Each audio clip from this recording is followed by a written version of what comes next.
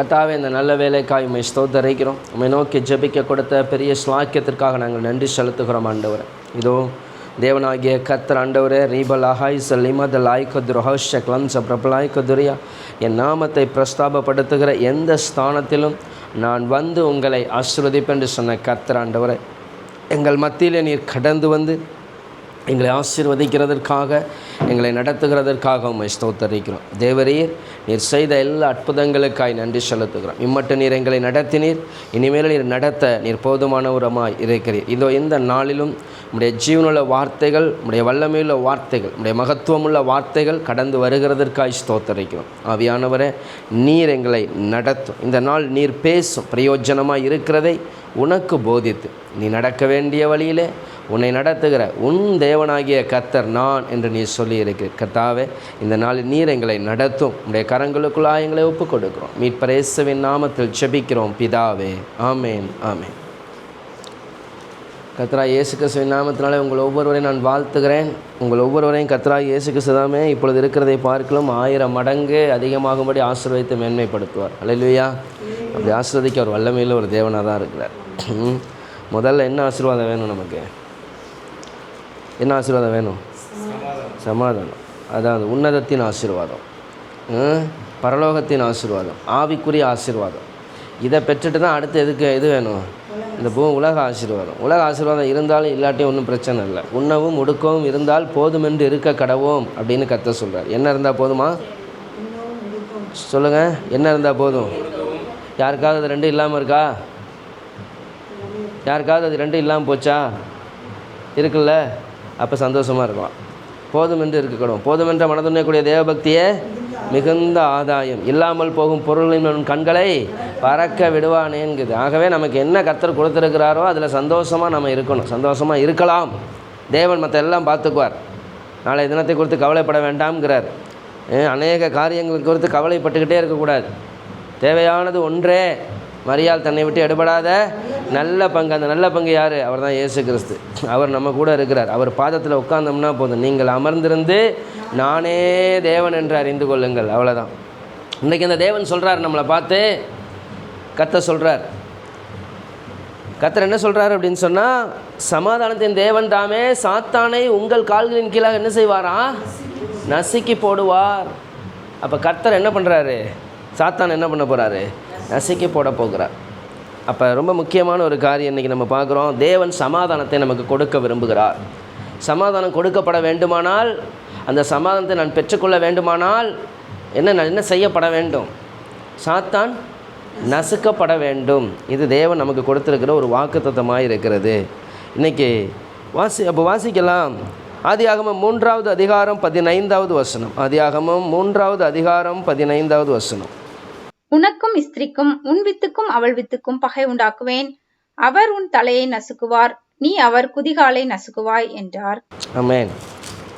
இங்கே கர்த்தர் ஒரு சாத்தானை பார்த்து பேசுகிறார். பிசாசு என்ன பண்ணிட்டான்?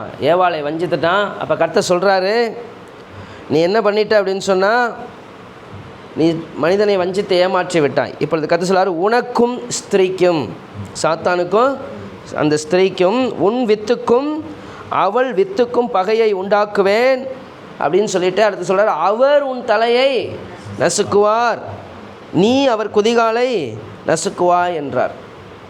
அப்போ இங்கே கர்த்தராகிய தேவன் என்ன செய்கிறார் அப்படின்னு சொன்னால், 2 உனக்கும் ஸ்திரீக்கும், உன் வித்துக்கும் அவள் வித்துக்கும் என்று சொல்லுகிறார். இங்கே என்னென்னு புரிந்து கொள்ளணும். முதலாவது, தேவன் மனிதனை தேவ சாயலின்படி சிருஷ்டித்தார். அவன் பாவம் இல்லாதவனாக சிருஷ்டிக்கப்பட்டான். இப்பொழுது அவனுக்குள்ளாய் தேவனுடைய வித்து இருந்தது,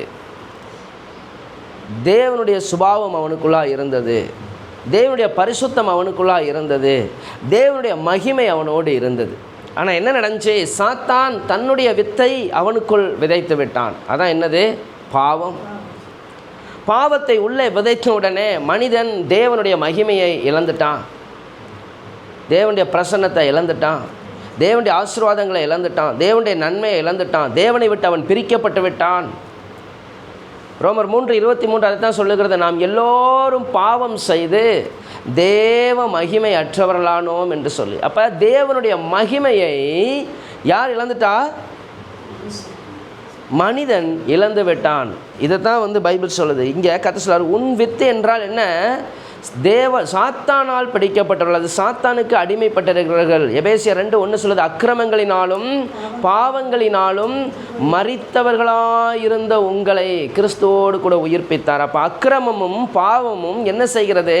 மனிதனை மரணத்துக்கு நேராய் தள்ளிவிடுகிறது. எது மரணம்? தேவனை விட்டு பிரிக்கப்படுவதற்கு பெயர்தான் மரணம். உங்கள் அக்கிரமங்களே உங்களுக்கும் உங்கள் தேவனுக்கும் நடுவாக பிரிவினையை உண்டாக்குகிறது. உங்கள் பாவங்களே அவர் உங்களுக்கு செவி கொடாதபடி அவருடைய முகத்தை உங்களுக்கு மறைக்கிறது. எப்போல்லாம் என் வாழ்க்கையில் பாவம் வருதோ, அக்கிரமம் வருதோ, அப்போ என் வாழ்க்கையை யார் கண்ட்ரோல் பண்ணிடுறா? பிசாசு கண்ட்ரோல் பண்ணிடுறான். சாத்தான் கண்ட்ரோல் பண்ணுறான். அவனுடைய வித்து எனக்குள்ளே வந்துருச்சு. சாத்தான் எதுக்கு வாரான்? அவனை யோவான் 10:10 சொல்லுது, அவன் திருடவும் கொல்லவும் அழிக்கவும் வருகிறானே அன்றி வேற ஒன்றுக்கும் வரான் என்று வேதம் சொல்லுகிறது. அப்போ அவன் என்ன செய்கிறான்? திருடுகிறவனாய் இருக்கிறான். அவனுடைய ஆசீர்வாதத்தை, நன்மையை, சுகத்தை எல்லாத்தையும் திருடுகிறான். பாவம் செய்வதின் மூலமாக என்னுடைய ஆத்துமாவை அவன் கொண்டு விடுகிறான். பாவம் செய்கிற ஆத்துமா சாகும். அதே வேதம் சொல்லுகிறது, ஆத்துமா அழிவில்லாதது. அப்படின்னா என்ன அர்த்தம்? இங்கே சாகும்னு ஒன்று சொல்லியிருக்குது, நான் அழிவில்லாதுன்னு சொல்லியிருக்குதே. ஆத்துமா அழிவில்லாதது. சரீரத்தில் தான் நம்ம ஒரு நாள் இந்த பூமியை விட்டு கடந்து போகிறோம், ஆனால் நம்முடைய ஆத்மா அழிவில்லாதது. அப்போ இங்கே என்ன? பாவம் செய்கிற ஆத்மா சாகும்னு சொன்னால் அதுக்கு என்ன அர்த்தம் அப்படின்னா, நான் பாவம் செய்கிற பொழுது தேவனை விட்டு பிரிக்கப்படுகிறேன். அதற்கு பெயர் தான் மரணம். அதான் சாகும் என்றால். சாகும் என்ற அர்த்தம் என்ன? இந்த பழத்தை நீ சாப்பிடுகிற நாளிலே சாகவே சாவாயின்னு சொன்னாரே, அது என்ன நடந்துச்சு? தேவனை விட்டு மனிதன் பிரிக்கப்பட்டான். அவருடைய ஏதேன் தோட்டத்தை விட்டு அவன் துரத்தப்பட்டான்.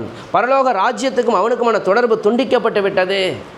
தேவனை விட்டு அவன் தனிமைப்படுத்தப்பட்டு விட்டான். இப்பொழுது சாத்தானோடு இணைக்கப்பட்டு விட்டான். அதுக்கு பெயர் தான் என்னது? மரணம். இந்த மரணம் வரும்பொழுது என்ன நடக்குது? நாம் பரலோகத்தோடு இருக்க தொடர்பை துண்டிக்கப்பட்டவர்களாக, பரலோக ராஜ்யத்தை இழந்தவர்களாக, தேவனோடு இருக்கிற உறவை இழந்தவர்களாக, சாத்தானோடு இணைக்கப்பட்டவர்களாய் மாறிவிடுகிறோம். அவன் எதுக்கு வரான்? திருடவும் கொல்லவும் அழிக்கவும் வருகிறான். நம்முடைய ஆசீர்வாதங்களை, நம்முடைய நன்மைகளை எல்லாவற்றையும் அழித்து கடைசியிலே சாத்தான் எங்கே இருக்கிறான்? நரகத்திலே இருக்கிறான். சாத்தானுடைய குடியிருப்பு எங்கே இருக்குது? நரகத்தில் இருக்குது, பாதாளத்தில் இருக்குது. அப்போ அங்கே போய் என்ன செய்கிறான்? அவன் எங்கே இருக்கிறானோ அங்கே நம்மை கொண்டு போக வேண்டும். அதான் அவனுடைய திட்டம். அப்போ தேவனுக்கு நமக்கு என்ன வந்துருச்சு? பாவத்தினால பகை வந்துருச்சு, விரோதம் வந்துருச்சு. நாம் தேவனுக்கு என்னவாயிட்டோம்? விரோதிகளாய் மாறிவிட்டோம். நாம் பாவத்தின் நிமித்தம் தேவனுக்கு துரோகிகளாய் மாறிவிட்டோம். நாம் பகையாளிகளாய் மாறிவிட்டோம். இப்பொழுது என்ன செய்ய வேண்டியிருக்குது? நமக்கும் தேவனுக்குமாக ஒரு சமாதானத்தை உண்டாக்க வேண்டிய அவசியம் இருக்குது. அதை தான் கர்த்தர் அங்கேயே சாத்தான் என்ன பண்ணிட்டான்? மனிதர்களை இப்பொழுது விரோதியாய் மாற்றிவிட்டான். மனிதனை தேவன் நேசித்து அவனை சிருஷ்டித்து எல்லாவற்றையும் கர்த்தர் கொடுத்த பொழுது, ஆனால் இப்போ என்ன பண்ணிட்டான்? பாவத்து நிமித்தம் அவன் தேவனுக்கு விரோதியாய் மாறிவிட்டான். ஆனால் கர்த்தர் என்ன பண்ணுறார்? அப்பயே அதற்கான ஒரு திட்டத்தை உருவாக்குகிறார். எப்படி? ஒரு ஸ்திரீயை நீ வஞ்சித்து என்ன பண்ண? பாவத்தை மனுக்குலத்துக்குள்ளாய் கொண்டு வந்து மனிதர்களை பாவத்துக்கு நேராக நடத்தினது போலவே இன்னொரு கர்த்தர் ஒரு ஸ்திரீயை தெரிந்து கொள்ள போகிறார். ஒரு நாள் வருகிறது, உன் வித்துக்கும், நீ ஒரு வித்தை விதைத்தாய் ஒரு ஸ்திரீயின் மேலே, உன்னுடைய பாவ விதையை அங்கே விதைத்த பொழுது அந்த பாவத்தின் மூலமாக என்ன செய்தான்னு சொன்னால், பாவம் மனுக்குலத்துக்குள்ளாக பிரவேசித்தது. பாவம் மனுக்குலத்துக்குள் உள்ளே பிரவேசித்து விட்டது. இப்பொழுது கர்த்தர் என்ன பண்ணுகிறார்? இன்னொரு ஸ்திரீயின் வித்தாக, அவர் பரலோகத்தின் வித்தாக வந்தார். அதனால தான் பைபிள் சொல்லுது ஸ்திரீயின் வித்து. நாம் எல்லோரும் புருஷ வித்தாக இருக்கிறோம். ஒரு ஆணும் பெண்ணும் இணைந்து வாழ்கிற வாழ்க்கையின் அன்பு தான் என்ன செய்யுது? ஒரு குழந்தையை பற்றி நாம் பேசுகிறோம் இல்லையா? ஒரு குழந்தை என்பது.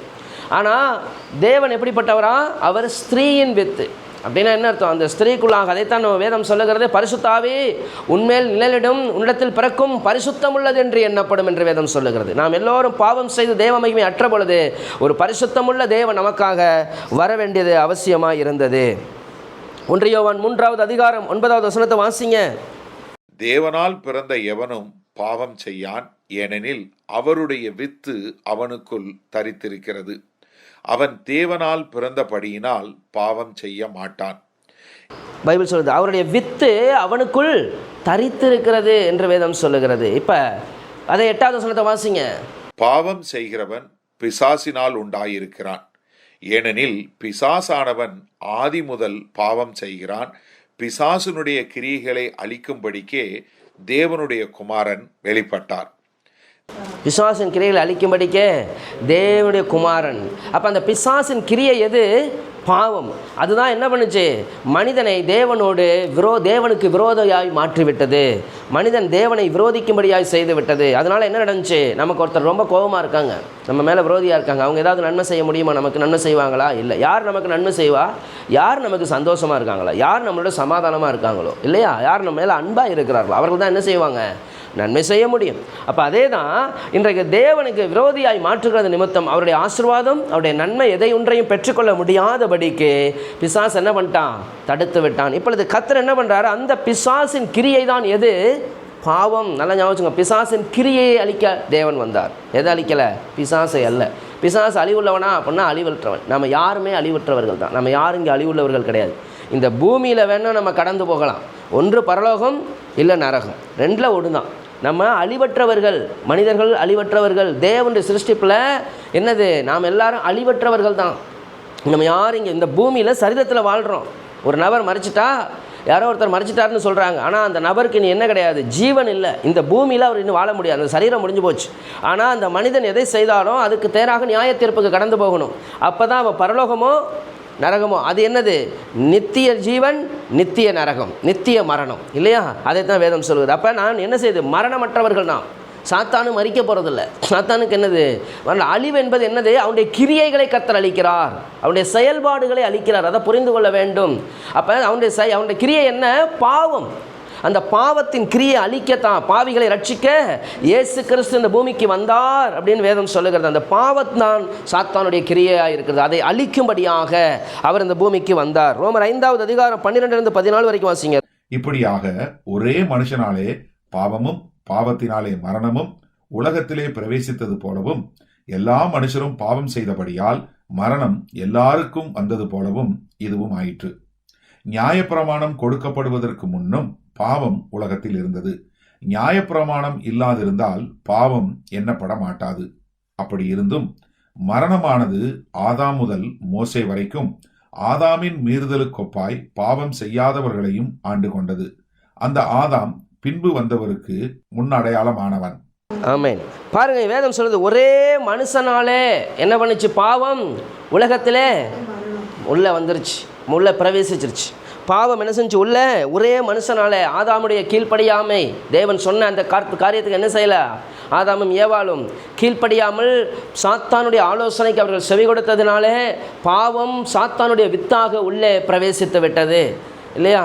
எந்த விதையை போடுறோமோ அந்த விதை தான் செடியாக வளரும். அதே போல தான் சாத்தான் என்ன பண்ணா, தன்னுடைய பாவம் என்ற விதையை என்ன செய்தான், மனிதனுக்குள்ளாக கலந்தான். அதனால் மனிதர்கள் என்ன செய்தோம், நல்ல பாவம் உள்ளவர்களாய் மாறினோம். அப்போ அதுக்கு ஆதாம் தான் பாவம் செய்தான், ஆனால் பாவம் செய்யாதவர்களை அது என்ன செய்தது, ஆண்டு கொண்டது, கண்ட்ரோல் பண்ணிருச்சு. இப்போ ஒரு குழந்தை சாக்லேட்டு எடுத்து சாப்பிடுது, ஆனால் கேட்டால் இல்லைன்னு சொல்லுது. அதுக்கு யார் சொல்லி கொடுத்தா? அது அந்த சுபாவத்திலே என்ன செஞ்சிருது, அந்த பாவமானது உள்ளே காணப்படுகிறது, இல்லையா? அப்போ ஒரு பொய் சொல்லணும், ஏமாற்றணுங்கிற அந்த குணாதிசயம் எப்படி வருது, தன் பெற்றோரை ஏமாற்றணும், இந்த இதெல்லாம் எங்கேருந்து வருது? சின்ன பிள்ளையிலேருந்தே என்ன செய்யுது, முரட்டாட்டங்கள் வருது, கீழ்ப்படியாமைகளை நம்ம பார்க்குறோம். இதெல்லாம் எங்கேருந்து வருது? பிசாசு என்ன செய்கிறான், அந்த சுபாவம் உள்ளே அது காணப்படுகிறது. மாம்சத்தினால் பிறப்பது மாம்சமாக இருக்கும், ஆவியினால் பிறப்பது ஆவியாக இருக்கும். இப்போ பிசாசு மனிதனுடைய மாம்சத்தில் பாவத்தை கலந்தான், அவனுடைய பாவ சுபாவத்தை கலந்து விட்டான். இப்போ அந்த பாவத்தின் கிரியைகளை அழிக்கும்படிக்கு தான் இயேசு என்ன செய்தார், இந்த பூமிக்கு வந்தார் என்று வேதம் சொல்லுகிறது. அப்போ எல்லாரையும் பாவம் கண்ட்ரோல் பண்ணிருச்சு. இதனால் மனிதன் தேவனோடு சமாதானத்தை இழந்து விட்டான். எபிரேயர் 2வது அதிகாரம் 14-15, எபிரேயர் 2வது அதிகாரம் வசனம் 14-15. ஆதலால் பிள்ளைகள் மாம்சத்தையும் இரத்தத்தையும் உடையவர்களாயிருக்க அவரும் அவர்களைப் போல மாம்சத்தையும் இரத்தத்தையும் உடையவரானார். மரணத்துக்கு அதிகாரியாகிய பிசாசானவனை தமது மரணத்தினாலே அழிக்கும்படிக்கும் ஜீவ காலமெல்லாம் மரண பயத்தினாலே அடிமைத்தனத்திற்குள்ளானவர்கள் யாவரையும் விடுதலை பண்ணும்படிக்கு அப்படியானார். அதனால் பிள்ளைகள் மாம்சத்தையும் இரத்தத்தையும் உடையவர்களாக இருக்க அவரும் என்ன பண்ணாராம், அவர்களைப் போல. அப்போ அவர் ஏன் மனுஷனாய் வந்தார்? மனிதர்கள் இந்த சரீரத்தில் தான் பாவம் செய்து என்ன செய்தார்கள், தேவ மகிமை இழந்து போன. அதனால் தேவனும் என்ன பண்ணார், இந்த பாவ மாம்சத்தின் சாயலுக்குள்ளாய் வந்தார். ஆனால் அவர் பாவம் இல்லாதவராய் வந்தார். ஏனெனில் அவர் என்னது, அவர் ஒரு ஸ்திரீயின் வித்தாய் அவர் காணப்படுகிறார். அதனால் அவர் பரிசுத்த ஆவியினால் அவர் இந்த பூமியில் என்ன செய்தார், பிறந்தார் என்று வேதம் சொல்லுது. பரிசுத்த ஆவியினாலே என்ன செய்தார், அவள் கர்ப்பவதியானாள் என்று வேதம் சொல்லுகிறது. ஆவியானுடைய வல்லமையினாலே ஒரு மனுஷனாய் இந்த பூமிக்கு வரும்படியாக மனிதனுக்காக தேவன் ஒரு பெண்ணை தெரிந்து கொண்டார். இப்பொழுது கர்த்தர் என்ன செய்தார்? மாம்சத்தோடு அவர் அந்த பூமிக்கு வந்து மரணத்துக்கு அதிகாரி, பாவத்தின் சம்பளம் மரணம். நாம் பார்த்தோம், மரணம் என்பது என்னது? தேவனை விட்டு பிரிக்கிறது, தேவனுக்கு விரோதியாய் மாற்றுவது. இந்த மரணத்துக்கு அதிகாரியாகிய தேவனை விட்டு ஜனங்களை பிரித்த அந்த அதிகாரியாகிய சாத்தானை என்ன பண்ணாராம்? பைபிள் சொல்லுது, அவனை அழிக்கும்படிக்கு ஜீவகாலமெல்லாம் மரண பயத்தினாலே, மரிச்சா எங்கே போயிடுவோமோ, எங்கே போயிடுவோம்? நரகத்துக்கு போயிடுவோமோ? மனிதர்கள் எல்லாருமே பலவிதமான கடவுள் நம்பிக்கைகளையும் பலவிதமான நம்பிக்கைகளையும் வைத்திருக்கிறார்களே. குறிப்பாக குறிப்பிட்ட வயசானதுக்கு அப்புறம் எல்லாரும் பல இடங்களுக்கும் போகிறாங்க, பல தெய்வங்களை தேடுறாங்க. ஏன்? நம்ம இறந்து போகணுன்னா எங்கே போகணும்? சொர்க்கத்துக்கு போகணுங்கிற ஒரு பயம் எல்லா மனிதனிடத்திலும் காணப்படுறதை நம்ம பொதுவாக மனிதனிடத்தில் காணப்படுறதை பார்க்குறோம். ஏன்? அந்த மரண பயம் ஒரு மனிதனை பிடிக்கிறது. நான் மரிச்சதுக்கப்புறம் என்ன ஆவேன் அப்படிங்கிற ஒரு பயம் ஒரு மனிதனை பிடிது. அப்போ இந்த மரண பயத்தில் அடிமைப்பட்டு இருக்கிற ஒவ்வொருவரையும் விடுதலை பண்ணி, ஒரு மரணத்துக்கு பின்பதாக ஒரு ஜீவ வாழ்க்கை உண்டு, ஒரு நித்திய வாழ்க்கை உண்டு, ஒரு பரிசுத்தமுள்ள வாழ்க்கை உண்டு, ஒரு மகிமையான ஒரு வாழ்க்கை உண்டு என்பதை காண்பிக்கும்படியாக மனிதர்களுக்காக தேவன் என்ன செய்தார்? இந்த பூமிக்கு அவர் வந்தார். அதனால தான் அவர் மனிதராய் இந்த பூமிக்கு அவர் வந்தார் என்று வேதம் சொல்லுகிறது. ஆதாமின் மூலமாக எப்படி என்ன செஞ்ச? ஒரு பாவமுள்ள ஒரு சந்ததி உள்ளே வந்தது, மனிதனுக்குள்ளாய் பாவம் உள்ளே பிரவேசித்தது. அப்போ இரண்டாம் ஆதாமாகிய இயேசு வந்தார். அவர் அந்த ஒரே மனுஷனாலே பாவம் உலகத்தில் பிரவேசித்தது என்று வேதம் சொல்லுகிறது. அந்த ஒரு மனுஷனால் பாவம் உள்ளே வந்துருச்சு. தேவனும் என்ன பண்ணார்? தம்முடைய குமாரனை அனுப்பினார். தம்முடைய குமாரனை என்ன செய்தார்? அனுப்பினார். இப்போ ஆதாமின் மூலமாய் பாவ சந்ததி வந்தது. இயேசு கிறிஸ்துவின் மூலமாக ஒரு பரிசுத்த சந்ததி உள்ளே வர ஆரம்பித்தது. அவருக்குள்ளாக இருந்தது என்னது? பரிசுத்தம். நான் பரிசுத்தர் ஆகையால் நீங்களும் பரிசுத்தராய் இருங்கள் என்று கர்த்தர் சொன்னார். பரிசுத்தம் இல்லாமல் ஒருவனும் தேவனை தரிசிக்கவே முடியாது. அப்போ பரிசுத்தம் ஒரு மனிதனுக்குள்ள வந்தால் தான் யாரை பார்க்க முடியும்? தேவனை தரிசிக்க முடியும், தேவனை பார்க்க முடியும். தேவனுடைய சமாதானமாக ஆயிட்டா நம்ம வாழ்க்கையில் எல்லா ஆசீர்வாதமும் கடந்து தானாகவே வந்துடும். நம்ம எதை பற்றியும் கவலைப்பட வேண்டிய அவசியமே இல்லை. உங்கள் அப்பாவோட சமாதானமாக இருந்தீங்கன்னா, உங்கள் அப்பாவோட சந்தோஷமாக இருந்தீங்கன்னா, நீங்கள் கேட்குறதெல்லாம் ஆட்டோமேட்டிக்காக என்ன செஞ்சிடும்? கிடைக்கும். உங்கள் அப்பாவை நீங்கள் சந்தோஷப்படுத்திட்டீங்கன்னா உங்கள் அப்பா உங்களை சந்தோஷப்படுத்துவார். அதே தான் நம்முடைய அப்பா. தேவன் என்ன செய்தார்? மனிதனை பிரிக்கப்பட்டதுனால அவன் விரோதியாக இருக்கிறான். அதனால் தேவனுடைய நன்மைகளை ஆசீர்வாதங்களை பெற முடியாதவன் அவன் மாறிவிட்டான். சாத்தான் என்ன பண்ணுறான்? இப்படிப்பட்ட மனிதனை அவன் கண்ட்ரோல் பண்ணுறான். அவன் அவர்களுக்கு விரோதமாக செயல்படுகிறான். அவன் அவர்களுக்கு விரோதமாக தீமையை கட்டவிழ்கிறான், வியாதியை கொண்டு வருகிறான், சமாதானத்தை கெடுக்கிறான், ஆசீர்வாதத்தை கெடுக்கிறான். கடைசியில் அவனை நித்திய நரகத்துக்கு நேராக அவன் தள்ளி விடுகிறான். இப்பொழுது கர்த்தர் என்ன பண்ணுறார் அப்படின்னு சொன்னால், அவர்களை மறுபடியும் உள்ளே கொண்டு வரார். யோவான் 3வது அதிகாரத்தில் நாம் பார்க்குறோம், 1-8 வரைக்கும் நம்ம பார்க்கும் பொழுது அந்த நிக்கதோமு என்ற ஒரு மனிதன் போய் கேட்குறான். மறுபடியும் அந்த தேவனை குறித்து பேசிக்கொண்டு இருக்கிற பொழுது அவர் சொல்கிறார், ஒரு மனுஷன் மறுபடியும் பிறவாவிட்டால் தேவனுடைய ராஜ்யத்தில் என்ன செய்ய மாட்டான்? பிறகு பிரவேசிக்க மாட்டான் அப்படின்னு சொல்கிறார். அப்போ ஜலத்தினாலும் ஆவியினாலும் பிறவாவிட்டால் ஒரு என்ன செய்ய முடியாது? தேவராஜ்யத்துக்குள்ளே பிரவேசிக்க முடியாது. ஜலத்தினால் பிறப்பது ஜலம் உலகம். இந்த உலகத்தில் மாம்சத்தில் ஒருக்கா பிறக்கணும். ஆனால் அதுக்கடுத்து எதில் பிறக்கணும்? ஆவியினால் பிறக்க வேண்டும். பரிசுத்த ஆவியானவரால் இயேசு கிறிஸ்து உண்டானார். அதே போல் இன்றைக்கு அவரால் நாம் என்ன செய்யணும்? மறுபடியும் பிறக்க வேண்டும். அதுதான் யோவான் 1வது அதிகாரம் 12-13 சொல்லுகிறது. யோவான் 1வது அதிகாரம் 12-13. அவருடைய நாமத்தின் மேல் விசுவாசம் உள்ளவர்களாய் அவரை ஏற்றுக்கொண்டவர்கள் எத்தனை பேர்களோ அத்தனை பேர்களும் தேவனுடைய பிள்ளைகளாகும்படி அவர்களுக்கு அதிகாரம் கொடுத்தார். அவர்கள் இரத்தத்தினாலாவது மாம்ச சித்தத்தினாலாவது புருஷனுடைய சித்தத்தினாலாவது பிறவாமல் தேவனாலே பிறந்தவர்கள். இப்போ இங்கே கர்த்தர் சொல்கிறார், எப்படி நம்ம எல்லாம் தேவனை ஏற்றுக்கொண்ட பொழுது அவருடைய பிள்ளைகளாகிட்டோம். அவருடைய ஏற்றுக்கொண்ட எத்தனை பேர் தேவனுடைய பிள்ளைகளாகும்படி அதிகாரம் கொடுத்தார் அப்படின்னு சொல்லிட்டு நாம் எப்படி அதில் பிறந்தோம் அப்படின்னு சொல்கிறார். எப்படி? மாம்சத்தினாலாவது மனுஷ சித்தத்தினாலாவது பிறக்கலை, ரத்தத்தினாலாவது பிறக்கலை. நாம் யாரால் பிறந்திருக்கிறோம்?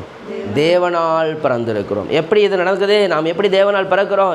எப்போ அவரை ஏற்றுக்கொண்டு இயேசு என் பாவங்களையெல்லாம் மன்னிக்கிறார் என்று நான் விசுவாசித்து என் பாவங்களை அறிக்கை செய்கிற பொழுது இயேசு கிறிஸ்துவின் ரத்தம் சகல பாவங்களை நீக்கி நம்மை சுத்திகரிக்கிறது. எல்லா பாவத்தையும் நம்மளை விட்டு கர்த்தர் என்ன பண்ணுறாரு?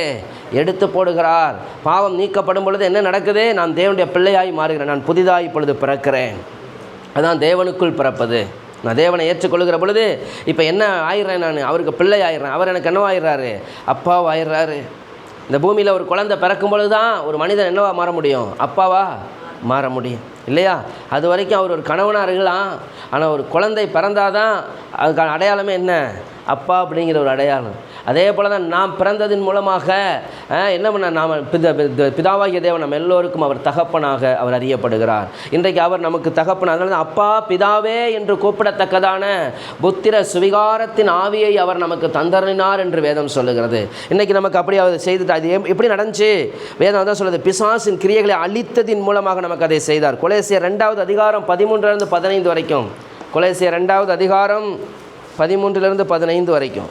உங்கள் பாவங்களினாலேயும் உங்கள் மாம்ச விருத்தன சேதனம் இல்லாமையினாலேயும் மரித்தவர்களாயிருந்த உங்களையும் அவரோடே கூட உயிர்ப்பித்து அக்கிரமங்கள் எல்லாவற்றையும் உங்களுக்கு மன்னித்து நமக்கு எதிரடையாகவும் கட்டளைகளால் நமக்கு விரோதமாகவும் இருந்த கையெழுத்தை குலைத்து அதை நடுவில் இராதபடிக்கு எடுத்து சிலுவையின் மேல் ஆணியடித்து துரைத்தனங்களையும் அதிகாரங்களையும் உரிந்து கொண்டு வெளியரங்கமான கோலமாக்கி அவைகளின் மேல் சிலுவையிலே வெற்றி சிறந்தார். இங்கே வேதம் சொல்லுது, உங்கள் பாவங்களினாலேயும் உங்கள் மாம்ச விருத்த சேதனம் இல்லாமையினாலேயும். அப்போ நான் என்ன செஞ்சிட்டேன்? என்னுடைய பாவமும் நான் தேவனை விட்டு பிரிக்கப்பட்டேன். தேவனுடைய எந்த உடன்படிக்கை எனக்கு இல்லை. விருத்த சேதனம் என்பது தேவனோடு ரத்தம் சிந்தி பண்ணப்படுகிற ஒரு உடன்படிக்கையை குறிக்கிறது.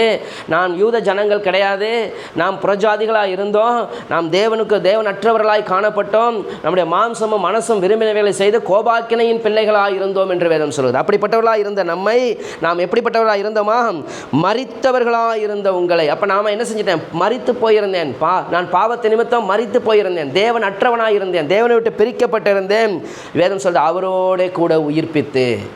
என்ன நடந்துச்சு? இப்போ நான் அவரோடு கூட நான் எப்போ அவரை ஏற்றுக்கொண்டேனோ இப்போ நான் மரித்தவன் அல்ல, நான் உயிர்ப்பிக்கப்பட்டிருக்கிறேன், நான் உயிரோடு இருக்கிறேன். பாவத்துக்கு மரித்து நீதிக்கு நான் இப்பொழுது பிழைத்து விட்டேன். பாவம் என் வாழ்க்கையில் மரித்து விடுறது. பாவம் இருக்கிற வரைக்கும் நான் தேவனுடைய பார்வையில் மரித்தவனாக இருந்தேன். ஆனால் இப்பொழுது நான் இயேசுவை ஏற்றுக்கொண்டு ரட்சிக்கப்படுகிறேனோ இப்பொழுது அவரோடு கூட நான் உயிரோடு என்ன செய்கிறேன்? எழுந்திருக்கிறேன், நான் எந்திரிக்கிறோம். பைபிள் சொல்லுது, உயிர்ப்பித்து அக்கிரமங்கள் எல்லாவற்றையும் நமக்கு மன்னித்து. அப்போ பாவத்தை எல்லாம் அவர் என்ன செய்கிறாரு? மன்னிக்கிறார். நம்முடைய பாவம் மன்னிக்கப்படுகிற பொழுது நாம் அவரோடு கூட உயிர்ப்பிக்கப்படுகிறோம், நாம் அவருடைய பிள்ளையாய் மாற்றப்படுகிறோம், நாம் உன்னதத்தில் அவரோடு கூட உட்கார வைக்கப்படுகிறோம் என்று வேதம் சொல்லுகிறது. அடுத்து என்ன நடக்குது? கர்த்தர் சொல்றார், அது மாத்திரமல்ல, நமக்கு எதிரடையாகவும் கட்டளைகளால் நமக்கு விரோதமாக இருந்த கையெழுத்தை குலைத்து அதை நடுவுறாதபடிக்கு எடுத்து சிலுவையின் மேலே ஆணி அடித்து. அப்போ பழைய உடன்படிக்கையை கர்த்தர் என்ன செய்தார்? முடிவுக்கு கொண்டு வந்தார். பழைய நியாயப்பிரமாண உடன்படிக்கையின்படி நாம் என்ன ரட்சிக்கப்படவில்லை இல்லையா? நாம் 8வது நாள் விருத்த சேதனம் பண்ணப்பட்டு நாம் ரட்சிக்கப்படவில்லை.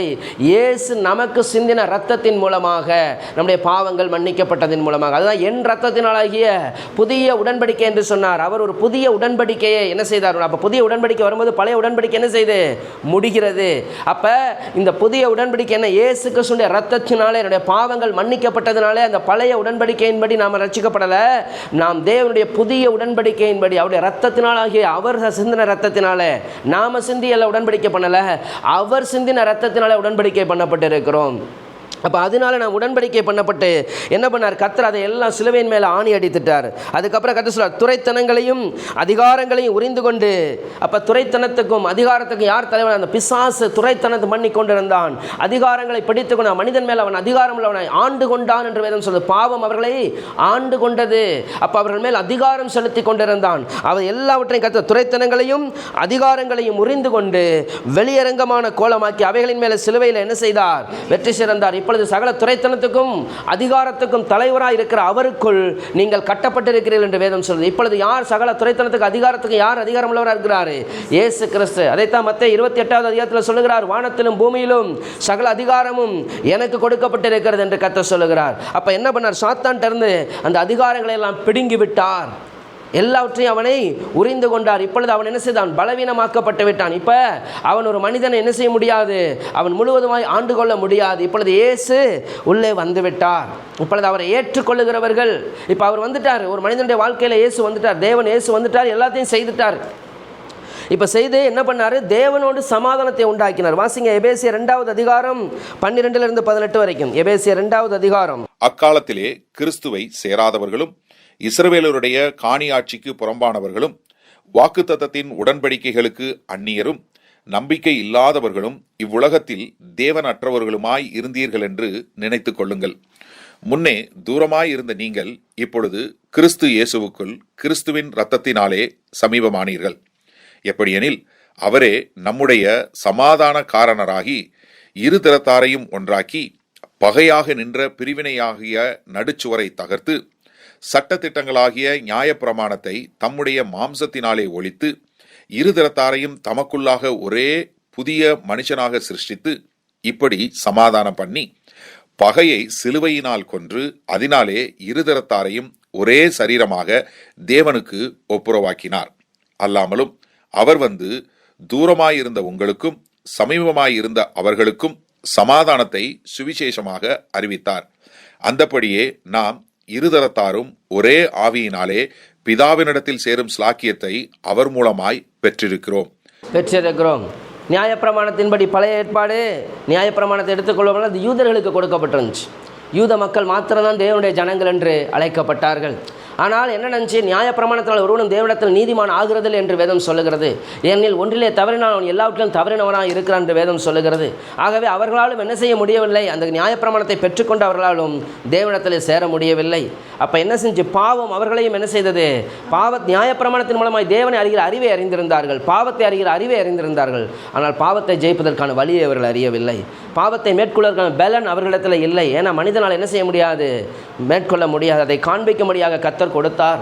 அப்போ கர்த்தராகிய தேவன் என்ன பண்ணார் அப்படின்னு சொன்னால், பாவத்தை மேற்கொள்ளுகிற அந்த வல்லமை மனிதனுக்கு இல்லை. இப்பொழுது தான் கர்த்தர் என்ன பண்ணுறார் அப்படின்னா, தம்முடைய குமாரனை அனுப்புகிறார். அவர் வந்து என்ன பண்ணுறாரு, மனிதர்கள் யூதர்களாகி அவர்களுக்காக இருக்கட்டும், பிரஜாதிகளாகிய நமக்காக இருக்கட்டும், எல்லாருக்கும் என்ன பண்ணார், தம்மையே ஜீவபலியாய் ஒப்பு கொடுத்த அவர் உலக ரட்சகராக சர்வலோகத்தின் பாவங்களை நிவர்த்தி செய்கிற கிருபாதார பலி அவரே என்று வேதம் சொல்லுகிறது. முழு உலகத்தின் பாவங்களையும் சுமந்து தீர்க்கிறவராக, உலகத்தின் பாவத்தை சுமந்து தீர்க்கிற தேவ ஆட்டுக்குட்டி என்ற வேதம் சொல்ல, முழு உலகத்தின் பாவத்தையும் அவர் சிலுவையிலே சுமந்தவராக. மனிதர்கள் அவர்களுடைய பலத்தினால எங்கே போக முடியாது, தேவனிடத்தில் போக முடியாது.